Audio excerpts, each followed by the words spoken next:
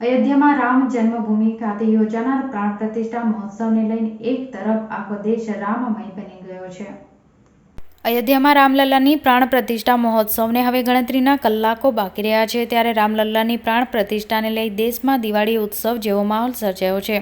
આ પ્રાણ પ્રતિષ્ઠા મહોત્સવને લઈ અંકલેશ્વર શહેર અવનવી લાઇટોની રોશનીથી ઝગમગી ઉઠ્યું છે અને નગરજનોએ શહેરને કેસરી તોરણને ધ્વજા વડે ભગવા રંગે રંગી રામમય બનાવ્યા છે। અંકલેશ્વર નગરપાલિકા કચેરી શહેરના માર્ગ તેમજ સર્કલો લાઇટોની રોશનીથી ઝગમગી ઉઠ્યું છે, ત્યારે શહેરના જોશિયા ફળિયાના યુવાનોએ શ્રી રામના બેનરો લગાવીને રોશનીનો ઝગમગાટ તથા પોતાની ફળિયાને સજાવ્યું છે। શહેરના શેરી મોહલ્લા ભગવી ધજા અને લાઇટોની રોશનીથી ઝગમગી ઉઠતા સમગ્ર શહેર શ્રી રામના નામના તલ્લીન બન્યા છે। જય શ્રી રામ, ભારત માતા કી જય।